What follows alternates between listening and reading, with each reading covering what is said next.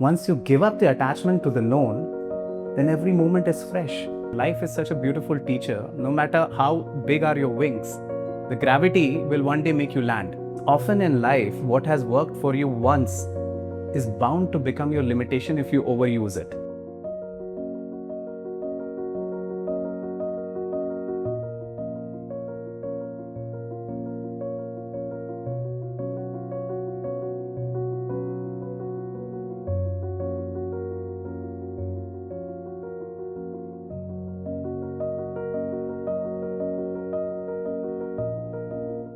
You see, a book can be launched anywhere in the country, it can be launched anywhere in the world, but there's something special about Dehradun, because Dehradun is the land of knowledge, of tradition, of inquiry, and of wisdom. Wow. Not only is it the land of Dronacharya, it's also the land of Guru Ram Rai, it's also the land where a lot of questioning has happened, it's also a land of some of the best institutions that this country has. See, this is a book of discovery. It's a book of introspection. It's a book of unlocking your own potential. It's a book of nishkam karma. And you know, the best thing about the book, and that's what I like to compliment him first. You see, in our tradition, we've always moved from the known to the unknown. Now, the cricket is the world which most people know. My volunteers know the world of cricket. But even though my volunteers are amongst the brightest kids in town, I'm sure they've not gone into aspects of Adhyatm because perhaps they feel it's not their age to go into it. So, merging the concept of the known, which is the world of cricket, which everybody knows about, to the world of Adhyatm, which people generally have an idea about, is indeed a wonderful theme, and I'd like to compliment you for having thought of this. And so maybe you can tell us about the journey of this book. And I think it's very closely linked to your own journey as a young cricketer and also as a spiritual aspirant. So maybe you could start the discussion with these. Thank you, sir. First of all, very, very honored to be here in Dehradun. Yeah, so now coming to the Unbecoming, sir, you're absolutely right. It has been a personal journey as well for me. Every phase of my life, when I moved from cricket to then MBA into corporate, then with law, has been a process of unbecoming, because I shed one thing to become another. And that's why when we give too much of priority to becoming, I realize that becoming puts you into the cage of known. Often, what makes it impossible to transition between one profession to the other is what we know becomes a barrier. Because we start seeing things from the lens of past. And that's where the new intuitive perspectives get faltered. So the whole attempt of this book is to differentiate between what is intellect and what is wisdom. Sadly, in our modern education, we think intellect and wisdom to be the same.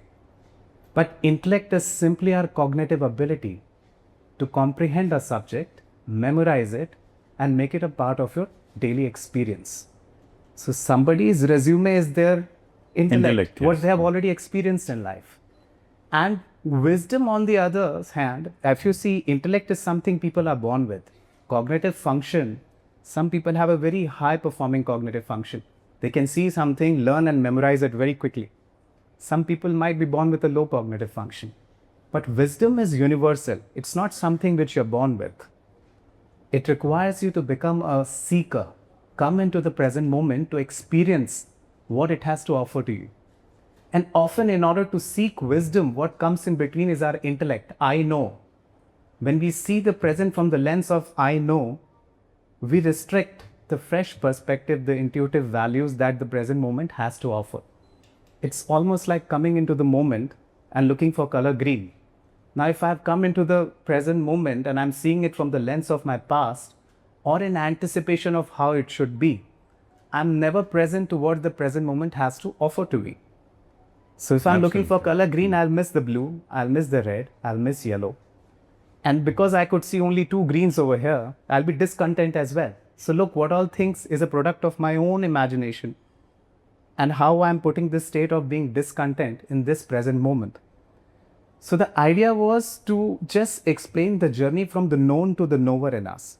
When we rest what is already known to us, then the knower observes and always invites something fresh, something new.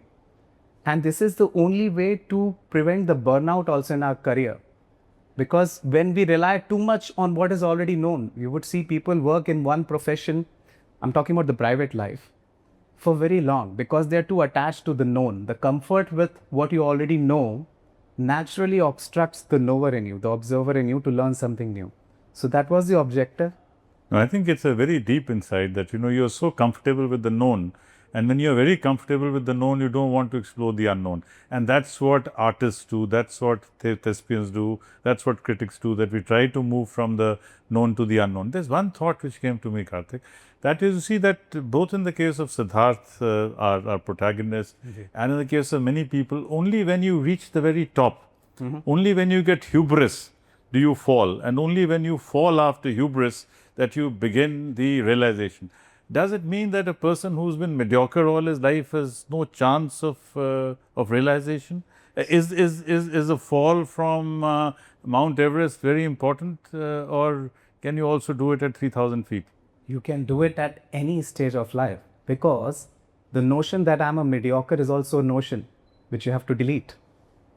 The unbecoming is a philosophy which talks about that you're born complete. You suffer with a notion that you're not. And whatever identity you have accumulated for yourself, be it of an achiever or of a mediocre, is what is obstructing you. An achiever stops perhaps at a higher peak. A mediocre might stop at a middle peak. But again, what is making you stop in the journey is the reliance to the known and your apprehensions for the unknown. And so to go deeper in it, sir, what I'm trying to explain is that why our attention span in the modern time is going low and low and low, and the young generation is also facing this problem a lot. Because the nature of the present moment is very unpredictable. It is not certain. And we as human beings, we love to predict the outcomes. We love to be in a position where we can predict what it is. That makes the attachment with the known very important. You go to a party, you see 5 known faces, you're comfortable. Because if any one of us goes to a party where we don't know anybody, it's a very uncomfortable place to be. So by nature, the unknown is very uncomfortable because you can't predict it. And that's why the reliance to the known, the memory. In the book, I'm saying that there are only 2 modes a human being operates into. One is the memory mode and the other is the awareness mode, observation mode. 99% of the time we are operating through our memory. And it's because we are too comfortable with the known. And when we are given a situation where we don't know, we can't predict the outcome, there's a natural discomfort to engage with this present moment because we love to predict how the present moment would be. It's like coming into the moment with already a preconceived notion of how this moment should be. Yeah. And that is what is the main apprehension of not being able to use the attention span. Once you give up the attachment to the known, then every moment is fresh. And absolutely. And I think maybe we could go back to the story as well because there's this. The story is fascinating. Would you like to tell the story, or do you want me to tell? I think you should tell. Please, please. No, there is this cricketer Siddharth Kapoor, very ambitious, very smart, very dynamic. Something like Virat Kohli, or I don't know, one of those cricketing legends. He's called the god of the offside, and he plays and plays, and he then becomes so important that he starts ignoring his coach. Now his coach is also his alter ego. His coach is the one who keeps telling him that this is to be done, this is to be done. But in a moment of hubris, he tells his coach that, who are you? You're not even a state level player. You're not even a state level player, and you can teach me. Now it was that arrogance of Siddharth Kapoor which sort of begins his decline, and that's how his decline begins. But that also hits Ajay Goswami, his coach, so hard because he's devoted his whole life to cricket and he doesn't know what to do. So his friends come and tell him to go to a 10-day retreat at McLeodganj, at the Bodhik Retreat Center, where he meets Master Purohit, and that's where Ajay becomes a monk. And then after repeated failures, when Siddharth Kapoor has to grapple with life where he's not scoring as well, then he tries to find his coach and his mentor and his guru back. Then he goes to McLeodganj, and then they have conversation, and that's a new Siddharth, that's a new awakening. So that is in brief the story. But tell me, the choice of Siddharth, ji. I mean, he could have been Sanjeev, he could have been Rajiv, he could have been Vikram, he could have been Satish. Why Siddharth? You know, has something to do with Hermann Hesse, something to do with Siddharth of the Gautama, or why Siddharth?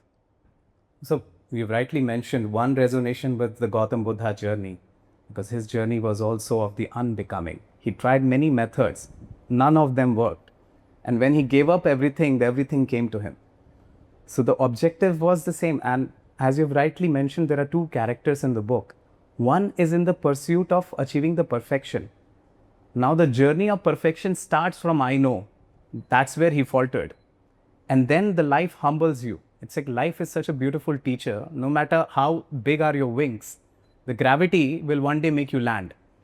And that this is what happens to Siddharth. His attachment to what he was becoming became so deeply enrooted in him that he was so attached to that identity, as you mentioned, the god of offside, that itself became his weakness. Often in life, what has worked for you once is bound to become your limitation if you overuse it, because the world sees this is your best and they find a fault in it.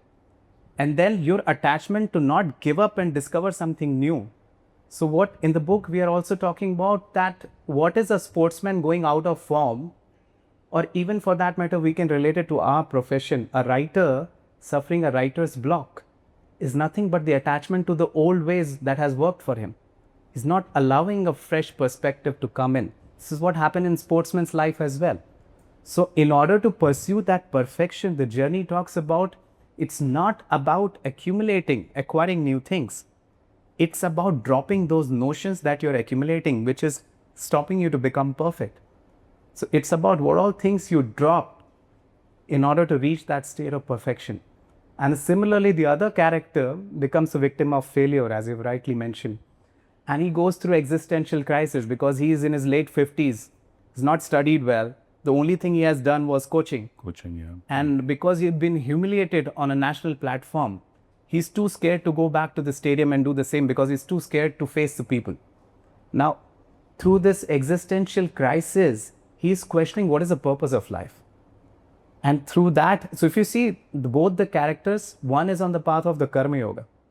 The other is on the path of Jnana Yoga. He's trying to realize. But ultimately, it doesn't matter which path you take. It's about giving up the I know. Your identity dissolves whether you come closer to the purpose or whether you come close to the perfection. There is nothing left there to identify with. So this is what the journey is conveying. It's actually a wonderful story. In fact, also reminds you of the conversations between Arjun and Lord Krishna. You see the whole concept of Nishkam Karma, that Nishkam Karma does not mean that you give up your ambition. It only means that you overcome it, that you sublimate it. You go on to another. You know, there's another very interesting thing that this book talks about. It's about control over your sexual desires. He talks about how boxers and athletes, they need to preserve their semen in order to do better in sport. So that was a concept which I thought you should elaborate on, and any research on this, any readings on this, any scientific papers on this to supplement your statement on this. Sure, sir. See, ultimately, everything in life is an exchange of energy. You will notice it in your day-to-day interaction as well.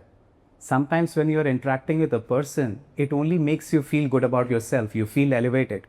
And then there are conversations which completely drains you of your energy and you want to skip talking to that person. So if you see, everything in life is an exchange of energy. Either it is enhancing your aura, your energy, or it is sucking that energy away from you. Now that semen that we are talking about is a creative force. It can give birth also. Again, he's creating you can create something out of it, a new life. You can also create a new idea out of it. So it's the same energy of creativity. So this is what the monks and the creative people and sportsmen do. Before the event, they try to retain their semen. So their spontaneity blossoms. Sports is all about getting into that state of awareness where your inner spontaneity blossoms, your awareness takes charge. Intuitively, you're aware what is coming ahead. And that state can only be achieved when you are completely centered in the now, where your concentration reaches to a level that you become one with the task. And for that to happen, for that creative wisdom to accompany you, that flow state that philosophers talk about, or sportsmen, they call it being in the zone, can be achieved much more effortlessly when the attachments and attachment also come in the form of lust.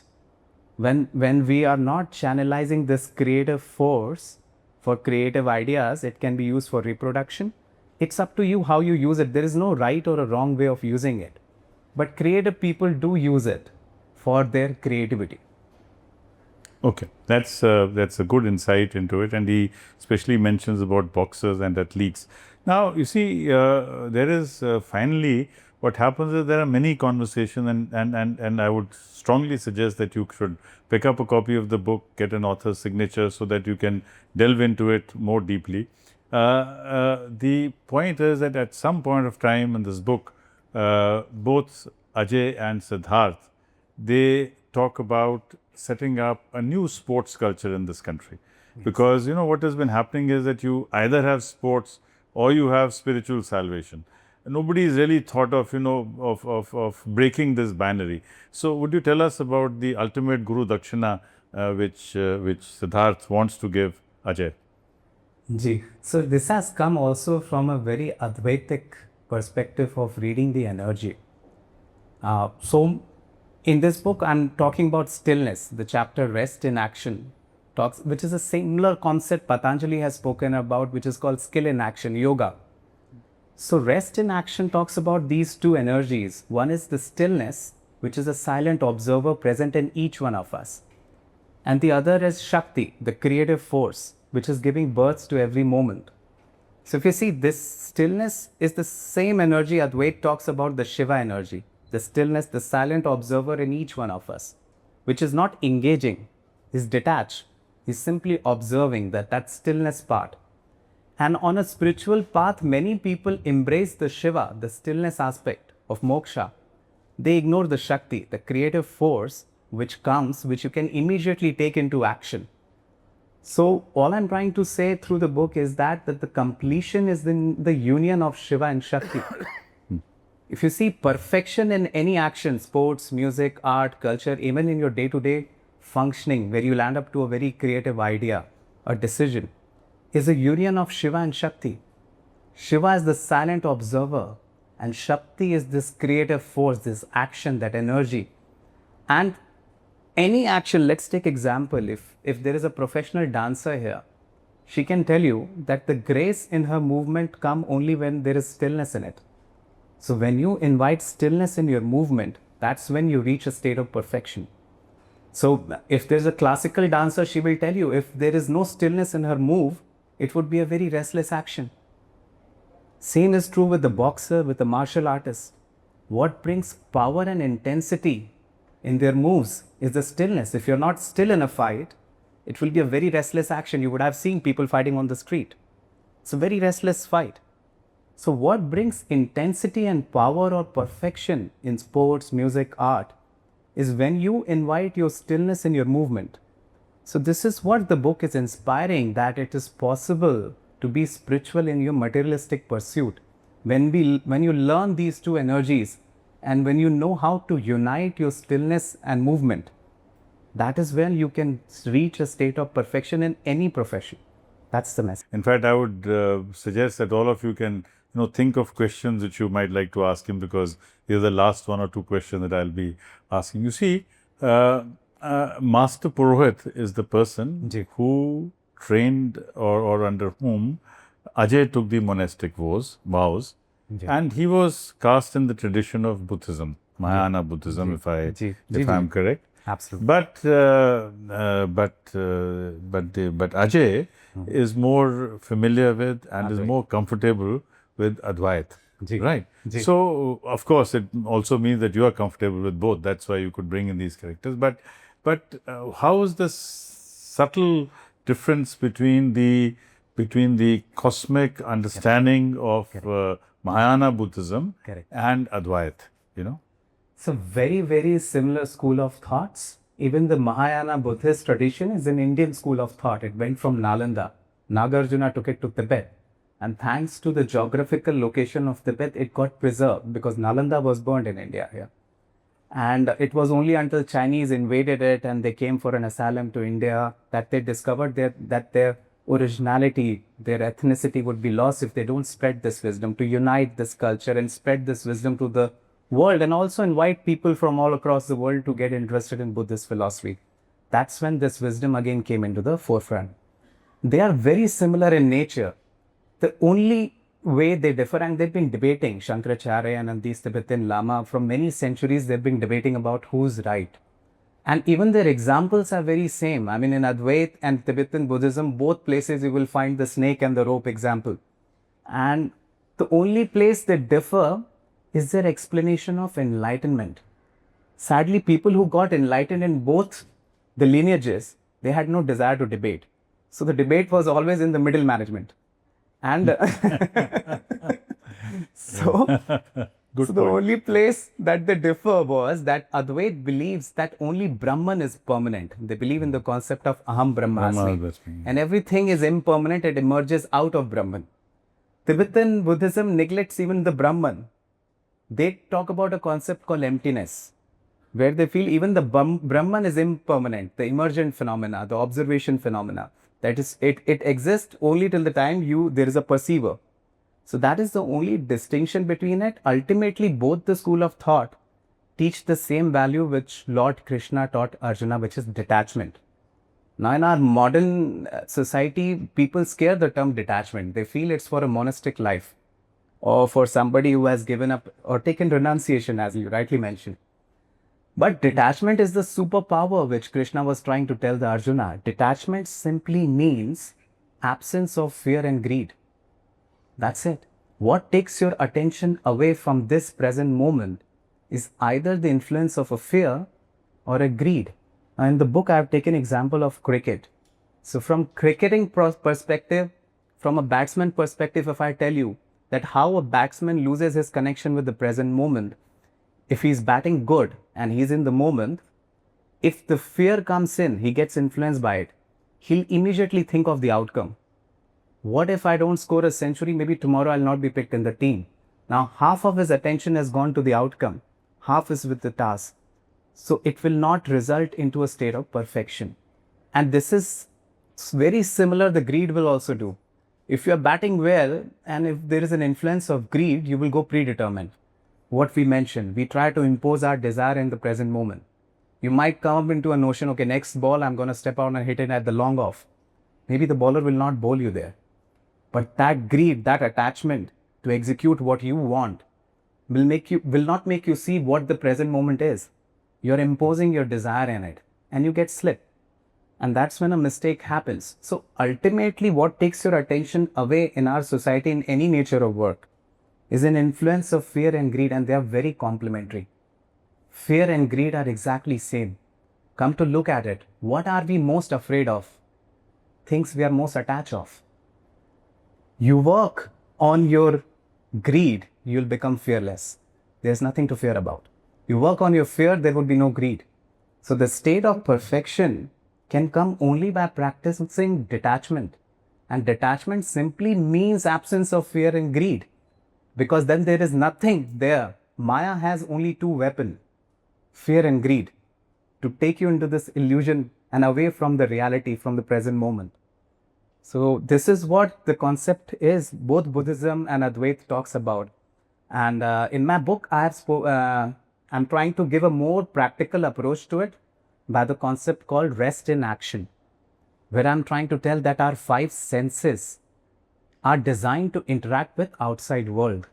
What you see, what you touch, what you hear, they cannot make you see the seed of awareness, God consciousness, mindfulness, whatever name that we are comfortable with, which is within us. So if you see any meditation, what are they teaching you? They are simply teaching you how to rest your five senses. They ask you to close your eyes, which is the strongest interaction with the outside world, duality. Then they ask you to find a quiet room where there is no sound distraction. You're not touching anything, you're not eating anything. You're simply trying to go into the state of rest, stillness. And when that rest of five senses is achieved, the awareness pops up. In every sports also, like the cricketers call it calming your nerves when you're in a pressure situation. Nerves are connected to your senses. So it's simply an art of resting your five senses and you get a taste of your awareness. It is the same concept which Krishna was telling Arjuna. Metaphorically, those five horses, which Krishna was the chariot, he was running the chariot, are your five senses.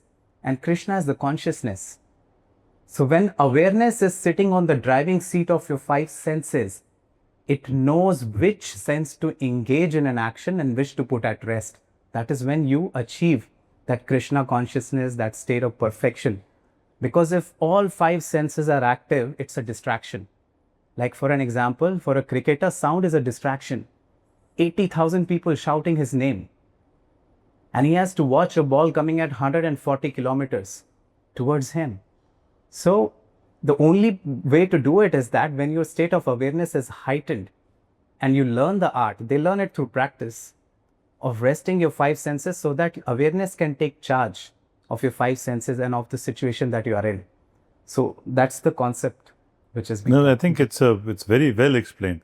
Thank you very much. You decided to write it as a fiction book and not as a non-fiction book. I mean, let's understand why you wanted it to be a fiction book, why it's addressed to the younger audience, because the protagonist continues to be a young man called Siddharth.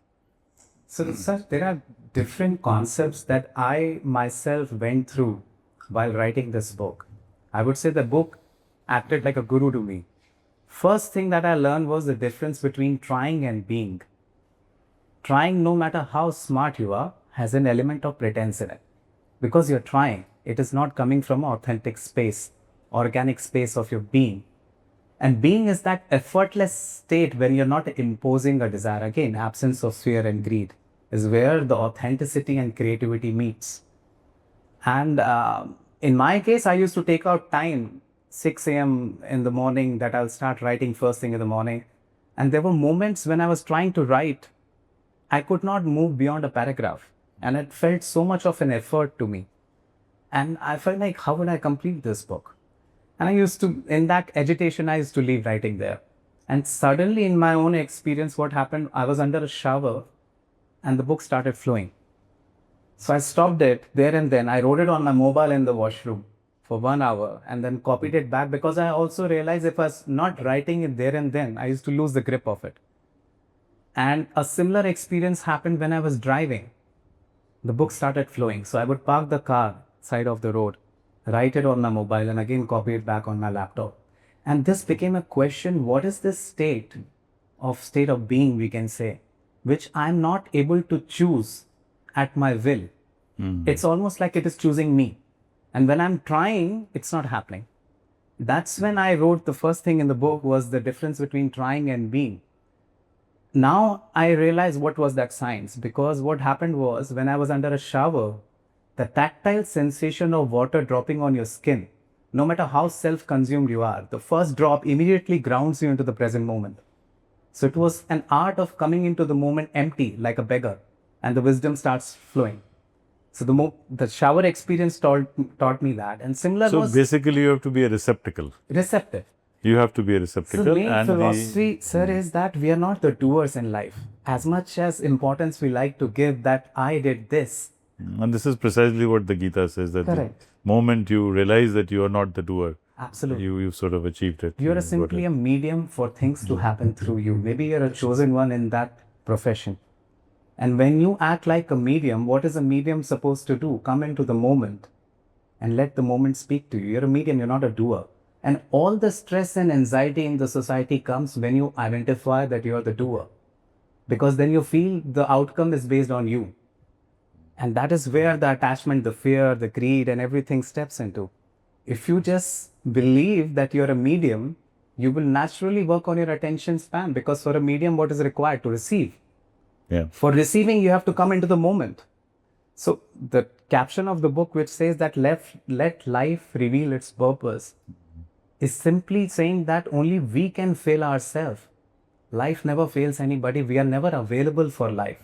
We are too self-consumed. For use us as a medium for creative works. So it's an art of coming into the moment. The reason I went for the fiction and not non-fiction, I tried writing the non-fiction. But when I was talking to my friends about this book, let's say if I would talk to 10 people, I realized that all 10 of them were having a different perception of what I was trying to say. And I could not realize why is this happening. It made me then later on realize that any raw wisdom when you're talking to anybody, they are seeing it from the lens of their own conditioning. From that's very important, you see, because whether it was the Gita Upadesh, that also had to be in a battlefield. Absolutely. You know, so you can't have an esoteric classroom and then discussion. So I think bringing in the cricket and all these things, getting the context was very important. Not only that, sir, and that also made me realize that when it comes to giving message to masses, every religion in the world has taken the path of story.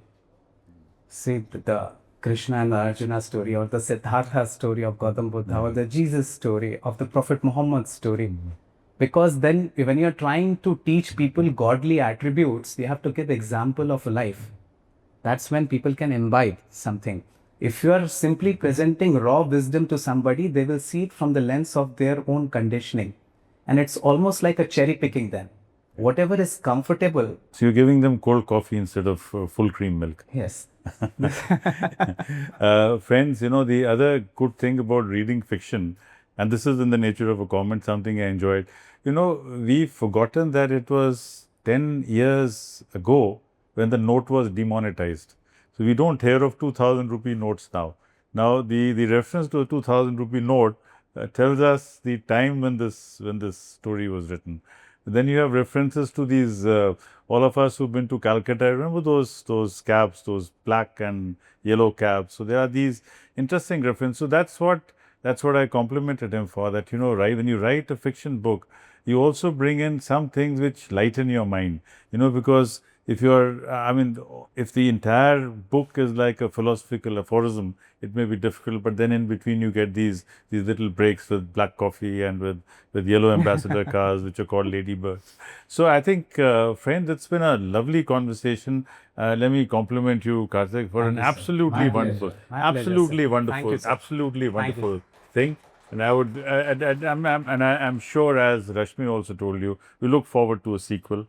We look forward to, you know, your deeper insights into this. Absolutely. So thank you very much. Thank you so much, sir. Thank you for being. Thank you. How much of your book is autobiographical? Sweet.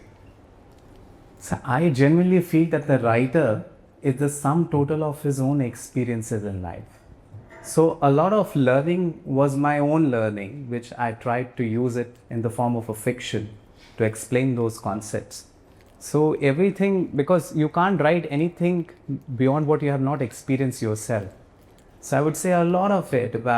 My meditation started with cricket. I was so fortunate that at the age of 11, I was playing cricket professionally. And my coach introduced me to the practice called Kartikeya, that is caging the candlelight for concentration. And then my mother saw me doing it at the age of 11 in a dark room, gauging the candlelight. She thought I'm interested in meditation. So she introduced me to transcendental meditation. So one incident led to the other. And everything that I was, like in my cricketing years, I would remember that there were moments when I was playing well, I would reach to that state where what we call purvabhas, intuition. That there was a state where I could intuitively see what's coming ahead. But again, it was accidental. I had no will to enter into that state. But it became a question at that young age, how can I enter into that space at my will? And I kept exploring the different spiritual path. I mean, jokingly, I can say that I call it window shopping in spirituality. That I tried exploring every path. And then two philosophies which very deeply resonated with me was the Tibetan Mahayana tradition and our Advait Vedanta. So, and then my own transition from cricket, then I did my marketing. I worked for a conglomerate, Indian conglomerate, and then worked into branding and marketing, and then did my law, and now I'm running a law firm. So these switches that I made and I saw the challenges that came along with it. And I had to give up the attachment to the old, because when I started pursuing law, I was seeing it from the lens of marketing, and I realized how I'm faltering into it. So I had to drop that. And but I would say the deciding factor was sports, and I genuinely encourage everybody, like especially the youngsters, to once in their lifetime they should try playing professional sport, which is a team sport. Because what is missing in the society today is that people don't know how to take their defeat gracefully. Any team sports teaches you not only how to be a participant, but also how to facilitate your colleague. Because someday, it's not every day is your day, and not every day you will win. Today, if you're losing a very important tournament, next week you have another. So you have to bounce back from your mistakes, go back with a fresh hope.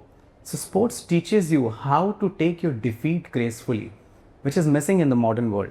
So all these concepts were the part of my journey where I observed, and then I'm trying to bring it into my book. Ji. Good. Thank you, you. Very good. I can almost match your love for cricket with my own. I was wondering if I must get this book immediately, because the idiom of cricket would really be very interesting. I also thought that you mentioned that you toyed with the idea of this being a non-fiction. And so I'm sure you must have thought of particular cricketer, one particular cricketer, or a number of cricketers that we have heard about while writing the various aspects of this book. Is that right? Is that right, that you thought of particular cricketers? And if you did, can you name them? No, absolutely, sir. I mean, there is, because I was playing cricket professionally, so I also had my heroes.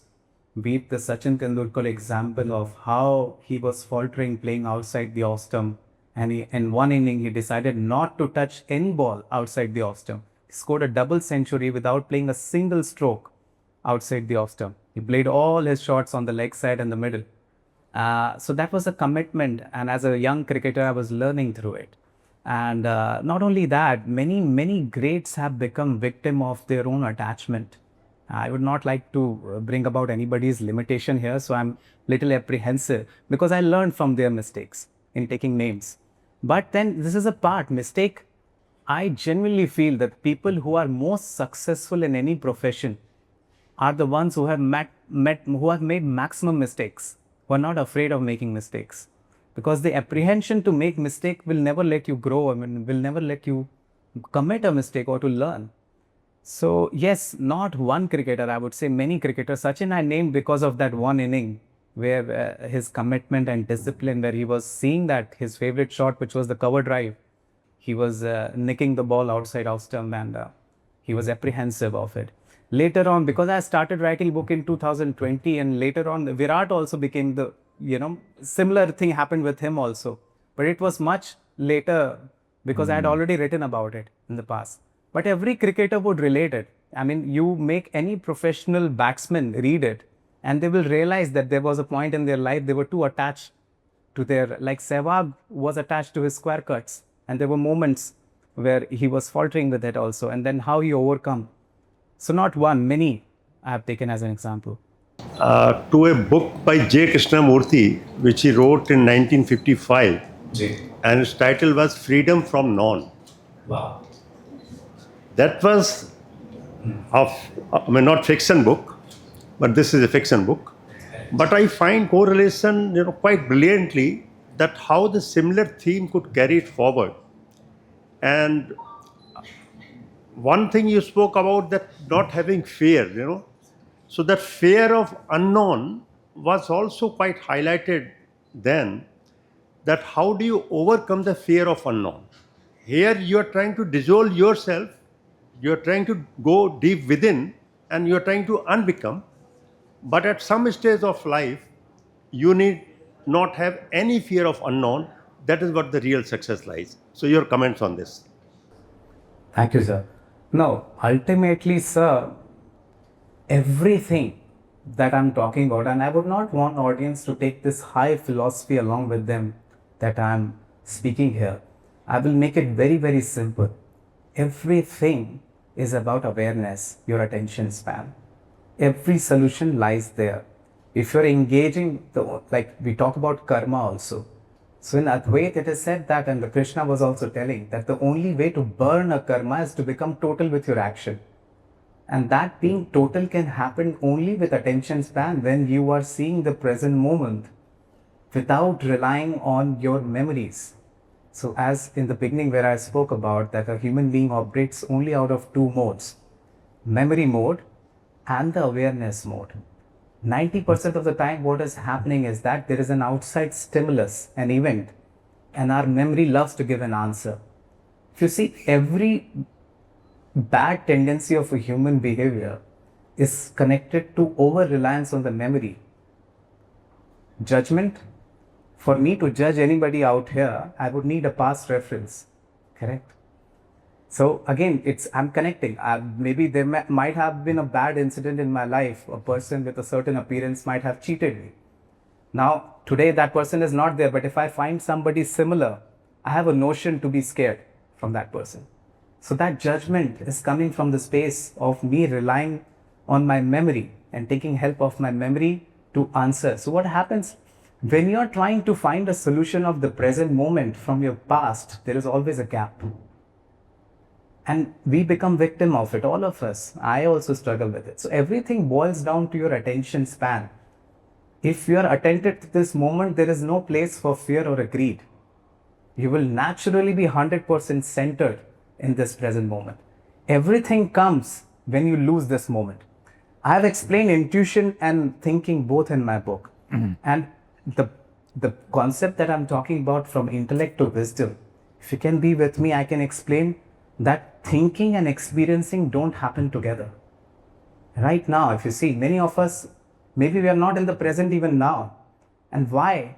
Because we are psychologically trained to look for a moment better than this moment.